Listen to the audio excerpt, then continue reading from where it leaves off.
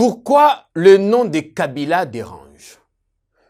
Comment expliquer qu'un seul homme puisse autant donner d'insomnie à ses détracteurs qui se recrutent à la fois ici, mais beaucoup plus à l'étranger? Et cerise sur le gâteau, c'est son silence. Oui, son silence des monastères qui donne non pas d'insomnie, mais qui traumatise certaines gens. Au point que tous les moyens sont permis pour salir, ternir son image.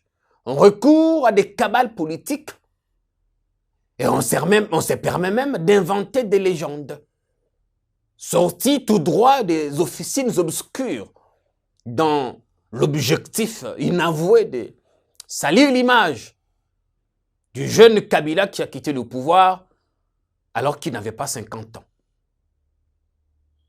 Ici ou ailleurs, certains profiteurs du Congo n'ont jamais digéré des choix responsables opérés sur la présidence Kabila, notamment la souveraineté du Congo à laquelle il s'est attaché tout au long de son mandat. Mais surtout, des choix qu'il a opérés en matière minière. Je veux parler du code minier, que beaucoup n'ont jamais digéré. Mais de façon globale, l'impérialiste, lui, il n'aime pas voir quelqu'un qui a un élan patriotique, un élan souverainiste, un vrai républicain, j'ai envie de dire, un homme qui aime son pays. Un homme qui n'est pas manipulable à souhait, qui n'est pas un béni oui-oui. Celui-là, il est automatiquement la bête à abattre. En Afrique, ici sous les tropiques, les impérialistes n'aiment pas des patriotes. Non. Surtout ceux qui professent l'indépendance, la souveraineté de leur pays. Il y a eu un moment où ils nous ont fait croire que Idi Amin jetait ses opposants dans le lac pour enfin se faire dévorer, si vous voulez bien, par des crocodiles. Et ce mensonge honteux a été répandu par cette même presse, la presse à scandale. Cette presse qui a des ramifications avec des laboratoires obscurs, avec des milieux noirs. La même presse d'investigation est revenue par la suite pour nous dire que les allégations portées contre Idi Amin étaient fausses. Les mêmes sont revenus à la charge. Ils nous ont fait comprendre que, d'ailleurs avec quelques photos à l'appui, des photos satellites sorties par le département d'État américain, comme quoi Saddam Hussein avait des armes chimiques. Les mêmes nous ont fait passer Bokassa des cannibales. Les mêmes ont dit que Kadhafi n'aimait pas son peuple. Ceux qui suivent les infos sur la Libye ou qui ont fait un tour en Libye, ils savent bien à quel point c'est devenu un enfer sur terre. La Libye de Kadhafi, qui était un pays enviable, a été totalement détruite par ceux qui voulaient que la Libye sombre dans la violence pour qu'ils viennent exploiter le pétrole. Ils s'en sortent bien maintenant, parce qu'il y a 2 gouvernements là-bas. C'est samedi. D'habitude, samedi, chez nous, nous ne travaillons pas. Nous, on voulait mettre cette journée à profit pour continuer quelques travaux sur notre plateau. Avec votre concours, nous essayons de faire ce que nous pouvons. Votre concours est notre détermination. Mais comment voulez-vous qu'on se taise?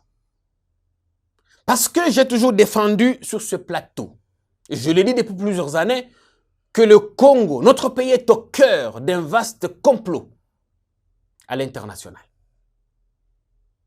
Les Occidentaux, ils veulent avoir la même mise sur le Congo. Ils veulent diriger le Congo. Ils veulent leur homme des mains ici. Et j'ai répété plusieurs fois que Tshisekedi n'était pas dans leur schéma. Tshisekedi n'était pas dans le schéma des Occidentaux. Ils l'ont banni. Ils ne voulaient pas de lui. Aujourd'hui, il accepte des faits. Est-ce qu'ils essaient de se servir de lui pour obtenir ce qu'ils n'ont pas pu avoir du temps de Kabila? C'est ce que je m'apprête à vous expliquer. Mais d'abord, la forme avant le fond. On parle d'une fuite incroyable des documents. On exagère même jusqu'à parler de 3 500 000 documents qui ont fuité. Une fuite bancaire. Qui ont fuité. Qui ont été épulchés. Je m'arrête à 3 500 000 documents. Je pensais que ça pouvait être des documents de plusieurs banques à la fois. Or, ils n'ont fait focus que sur une banque. La banque dont ils savent, effectivement, la famille Kabila avait des entrées dans cette banque. Ses frères, qui peuvent être dans les affaires, c'est de leur droit. 3 500 000 documents, comment ont-ils pu fuiter? Et comment la banque ne s'en est-elle pas rendue compte? Tout ce qu'on sait, c'est que ce n'est qu'une invention. Ces gens ont cousu ces mensonges pour justifier un financement. Il y a des informations qui commencent à se vérifier. En 2016, un certain Jean-Jacques Lumumba quitte la BGFI Bank. Il quitte où il a été carrément recruté. Parce qu'en son temps-là, il y avait une cabale contre le régime. Et il fallait avoir quelqu'un. Il fallait avoir quelqu'un qui vienne d'ici pour essayer d'authentifier leur complot. Parce que c'est plus la guerre médiatique pour discréditer quelqu'un. Jean-Jacques a quitté la banque en 2016. Je ne pense pas qu'il avait 3 500 000 documents avec lui. S'il en avait, comment a-t-il pu faire? Il les a scannés, il les a mis, il a mis toutes les données sur son téléphone, son ordinateur, il les a imprimés, il a mis ça dans sa valise, il est parti avec. À chacun de se faire une idée. Et quand il est arrivé là-bas, il a fait quelques sorties. Ils ont sorti un rapport qui n'a jamais marché parce que tout était faux. Tout était faux. Sur toute la ligne. On a gardé Jean-Jacques à Bruxelles comme étant exilé politique.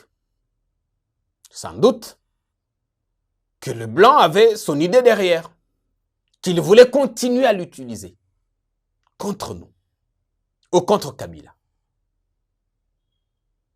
Mais pourquoi le nom de Kabila fâche? Je vais vous dire un truc.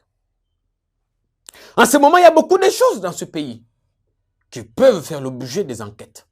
Le Congo a beaucoup de problèmes en ce moment. Moi, j'aurais aimé, par exemple, qu'en ce moment où nous sommes attaqués de part et d'autre, que ces journalistes nous sortent une enquête sur les principaux bailleurs des ADF, sur les principaux bailleurs du M23, sur les principaux bailleurs des FDLR, qu'ils nous disent pourquoi la paix ne revient pas chez nous. Ça, ils ne peuvent pas mettre leur nez là-bas. Parce qu'en fait, les bailleurs des ADF sont aussi leurs bailleurs à eux. Les ADF et les autres sont financés par de multinationales. Et ce sont ces multinationales, les George Soros et les autres, qui financent ces ONG. Les Global Witness, les Amnesty International pour certains, International Crisis Group, et ce consortium de journalistes. L'homme blanc a tellement bien fait les choses que quand il veut te régler son compte, il a des médias à lui. Alors il commence par, il a des médias qu'il finance, oui. Et aussi, il a ses réseaux, ses mouvements citoyens. Il a sa société civile. Il a ses ONG. Donc, les ONG pondent un rapport et les médias font le relais. Ah, c'est comme ça, s'il veut te faire chanter. Il se passe tellement de choses ici ou ailleurs. Je ne veux pas aller dans d'autres pays parce que je voudrais quand même qu'on enquête un peu sur la mort d'Idriss Déby. Je voudrais qu'on enquête un peu sur bien d'autres faits qu'il y a en Afrique. Mais sur le Congo, on fait le fixisme. Le fixisme sur la personne d'un homme, la personne de Kabila. Parce qu'en effet, Kabila dérange les intérêts des impérialistes. Parce qu'en effet, Kabila n'a pas donné aux impérialistes ce qu'ils voulaient avoir. Quelques éléments. Une ancienne secrétaire d'État arrive ici. Au cours d'une interview, après échange avec Corneille Nangaa, elle dit « Nous voulons qu'il y ait des élections en 2016. S'il n'y a pas d'élections, les États-Unis ne donneront aucun rond. Aucun rond pour financer les élections. » Dans leur logique, c'est que le Congo est toujours quémandeur. Kabila a répondu quelques jours après, au cours d'un discours au Congrès. Le Congo va financer à lui tout seul ses élections. Mais comme la main qui donne veut dominer, ils auraient voulu nous donner leur argent sale pour financer nos élections, ensuite venir nous embêter. Ou carrément nous imposer à la tête de notre pays leurs marionnettes. Ce qui n'a pas marché. Ils n'ont jamais digéré que le Congo puisse à lui tout seul financer son processus électoral. Et pire, quand bien même le Congo a accepté de financer, ils ont monté une campagne. Une campagne pour mettre quelqu'un à la tête du pays. Ils ont invité des opposants à Genève, vous connaissez l'histoire. Félix Tshisekedi ne me dira pas le contraire. Ils ont tous reconnu que ce qui s'est passé à Genève était une messe noire contre la République. Tout ça parce que la messe de Genève, on connaît. Qui est-ce qui l'a financée? On connaît les bailleurs de la messe de Genève. Et ce sont pratiquement les mêmes. Ils auraient voulu que ce soit leur marionnette, leur homme de main à la tête du pays. Et ça, c'était sans compter avec la détermination qu'il y avait ici au pays. Au lieu d'avoir Martin Fayulu, qui était choisi en son temps pour jouer cette sale besogne, on a eu M. Félix Tshisekedi, qui n'était pas au départ dans le schéma des Occidentaux. Vous avez vu combien de temps Kabila a mis pour convaincre aux Occidentaux que c'était Tshisekedi ou rien. En son temps, l'histoire vous rappellera sans doute que Kagame, à la tête de l'Union africaine, a menacé la CENI, la Cour constitutionnelle, de ne pas promulguer les résultats jusqu'à ce qu'ils viennent ici. Kabila a fait croire, a fait comprendre à ces gens que c'était la volonté du peuple souverain. Tshisekedi est passé président de la République contre l'avis général de la France, la Belgique, et ainsi de suite. Il fallait que ça qu'on ait un petit temps pour qu'ils arrivent à revenir à la raison. Et ça, ils n'ont jamais pardonné à Kabila. On ne lui pardonnera pas non plus parce que ils auraient voulu que le Congo soit toujours cette poubelle où ils peuvent entrer et sortir quand ils veulent. Où ils peuvent, eux, profiter des ressources naturelles du Congo. Sur le dos des Congolais. Parce que il est difficile de réaliser ce paradoxe que nous soyons le pays le plus riche, ou le potentiellement riche, mais avec une population pauvre. Mais ça, c'est entretenu par ces gens. Des ennemis du Congo, ils savent que si le Congo se développe, le développement du Congo va booster le développement de l'Afrique centrale. Ce n'est pas pour rien qu'ils vous disent que le Congo a la forme d'un revolver. L'Afrique, pardon, a la forme d'un revolver dont la gâchette se trouve au Congo. Et ils sont prêts à tout faire. À tout. Toutes les campagnes sont bonnes pour déstabiliser un homme. Mais qu'est-ce qu'ils ont encore appris au sujet de Kabila qui les met autant mal à l'aise? Qu'est-ce qu'on leur a encore dit? Ont-ils appris que Kabila avait l'intention de revenir au pouvoir? Ont-ils appris qu'il préparait quelque chose pour qu'il se précipite à salir son image? Mais malheureusement, le peuple congolais n'est plus dupe. Le peuple congolais n'est plus dupe. Le peuple congolais connaît. Ah oui, non, ils ont compris. Parce qu'ils ont entendu, ces dernières semaines, les gens réclamaient Kabila. y compris lors de la dernière marche du Bloc patriotique, ils ont entendu des manifestants scander. Et de plus en plus, il y a ces refrains qui reviennent de plus en plus. À même du temps de Kabila Ezaki Boyete, à Kabila Zonganaye. Et comme eux, ils savent, ils connaissent la dangerosité de Kabila. Ils savent que Kabila était nationaliste. Ils savent que Kabila n'accepterait pas qu'il vienne s'aventurer ici. Même si nous ne savons pas si Kabila a l'intention de revenir ou pas, ça, nous ne le savons pas. Ils veulent qu'il parle. Alors la meilleure façon de le faire parler, c'est de sortir un rapport bidon de 138 millions ou combien qui aurait été détourné. Qu'est-ce qu'on en rit? On en rit grave. Pourquoi pas un rapport, par exemple, sur le programme 100 jours? Le Congolais se plaigne ici dans Makambo ya Ram. Toi, Kolela, Tomati, Tokiti, Totamboli, tout ça, ba manifestation, ba marche. Toi, côté les Ram. Kuna rapport enquête zalakate. Kuna enquête zalakate. Ya bango enquête zali kaka. La famille Kabila. La famille Kabila. La famille Kabila. Mais c'est de l'acharnement. Je ne dis pas ici que Kabila est saint.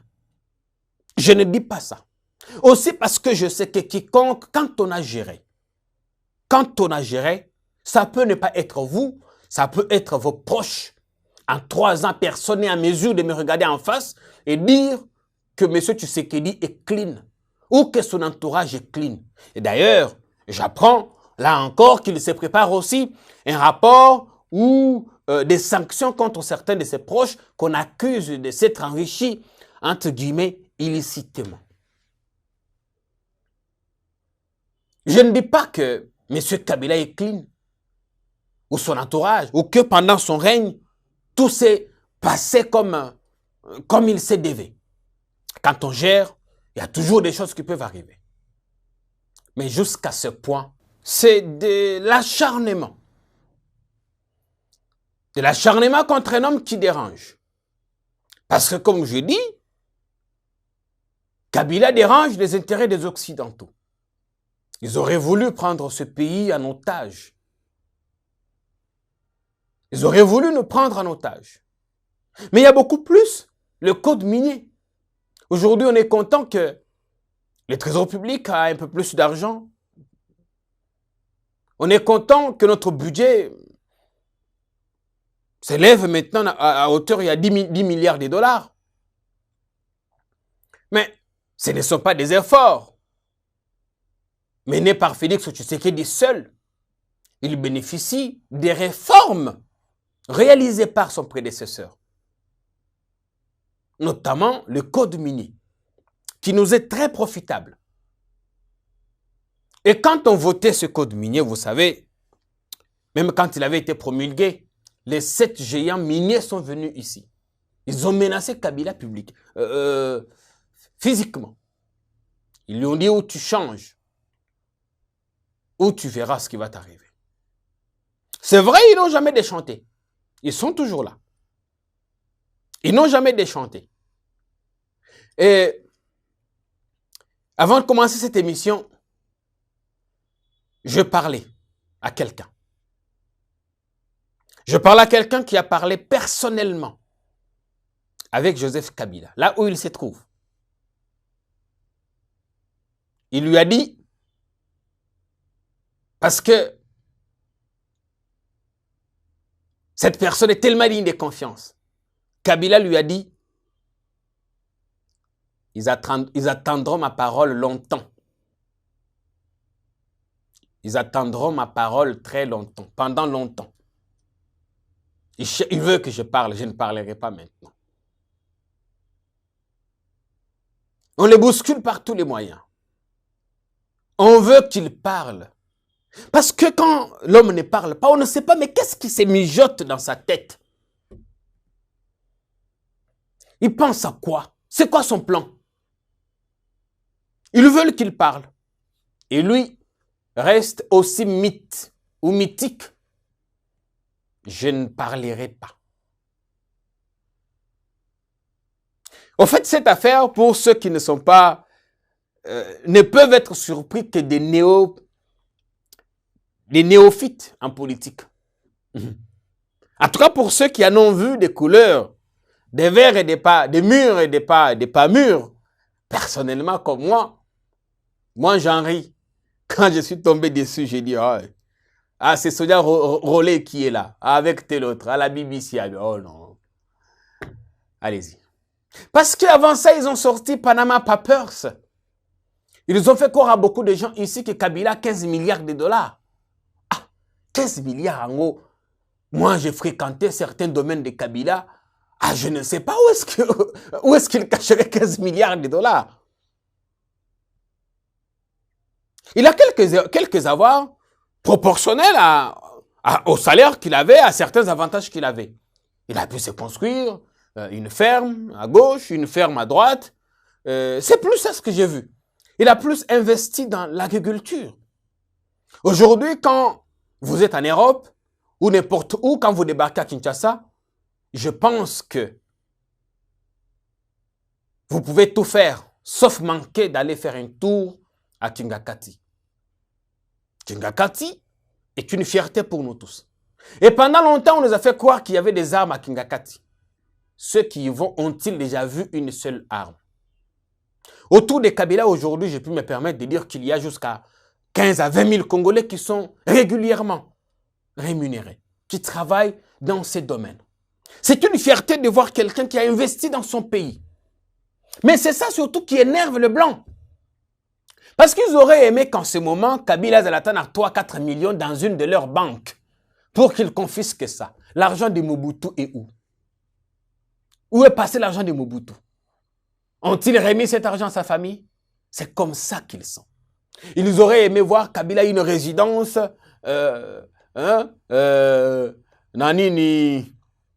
une résidence en France, dans la banlieue parisienne, tel au 40e arrondissement.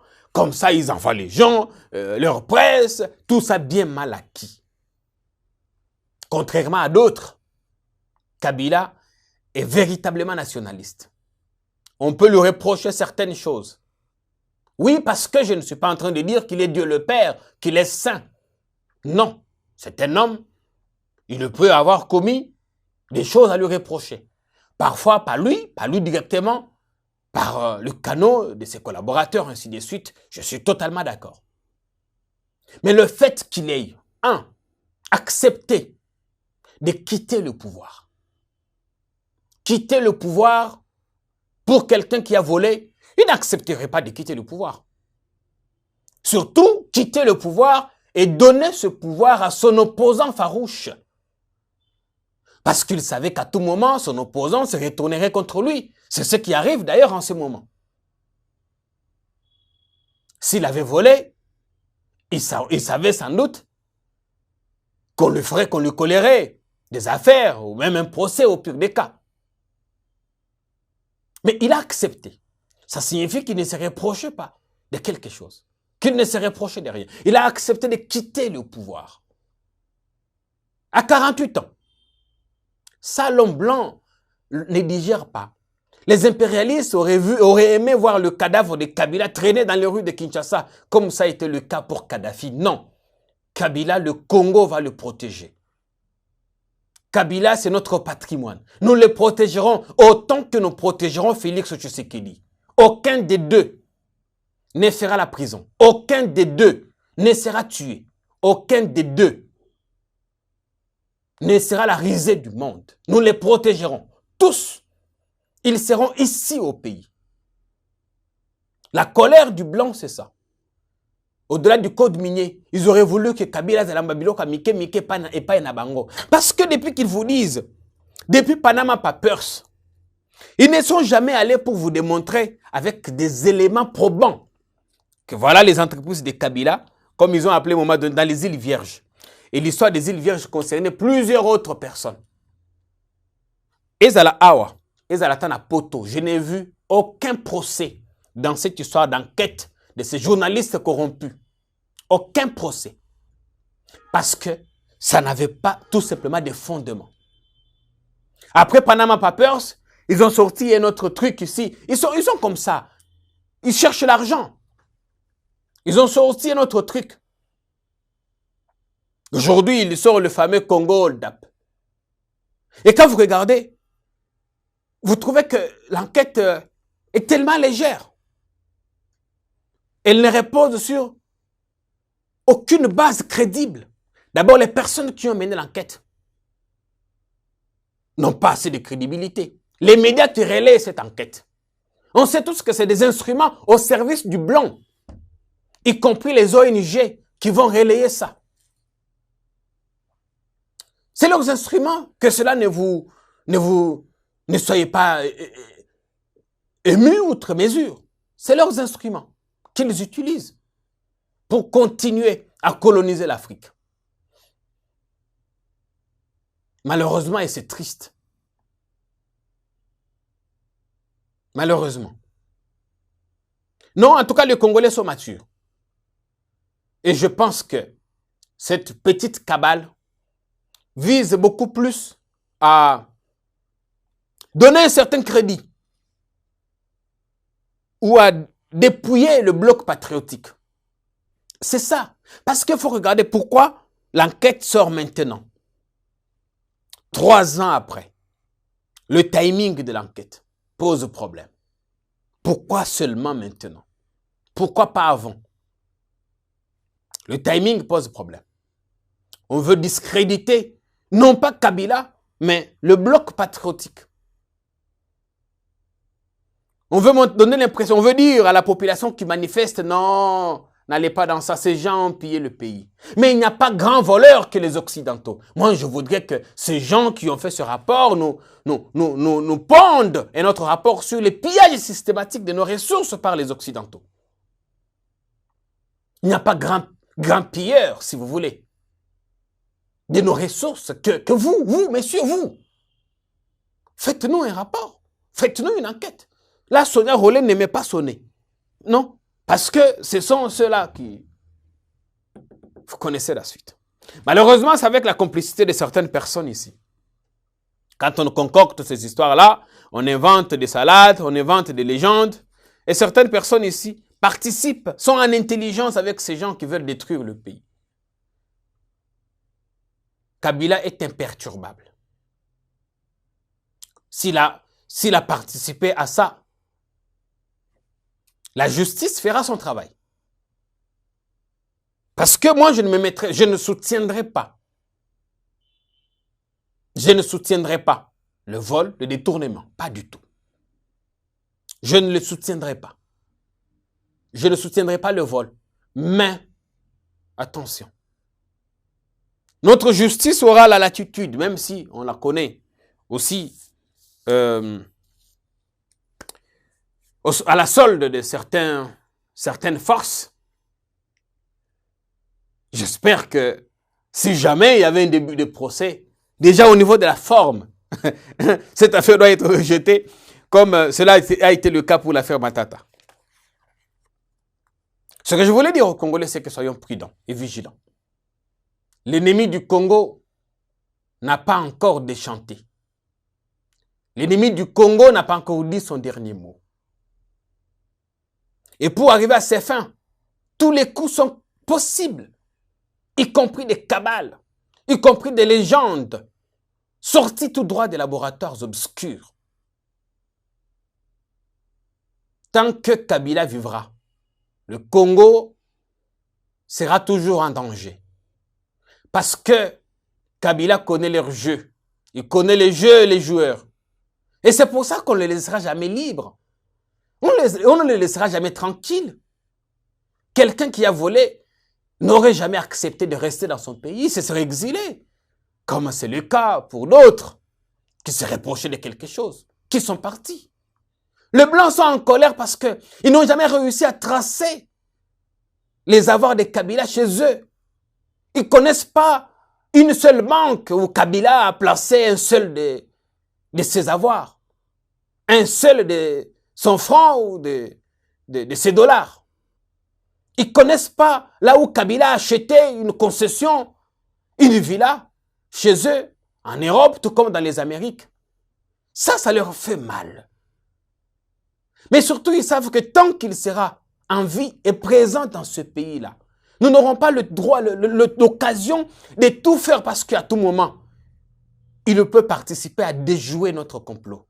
Parce qu'il nous connaît très bien même. Alors il faut le discréditer. Il faut sortir des enquêtes sordides, sorties par des gens à la crédibilité douteuse. Je dis que le temps de Muzungu Anasema est révolu. Cette enquête n'a aucun fondement. Et le timing utilisé pour pondre ces torchons est suspect également.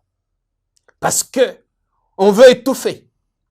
On veut étouffer la détermination du peuple de vouloir dépolitiser notre commission électorale, de lutter contre RAM, qui est une escroquerie d'État,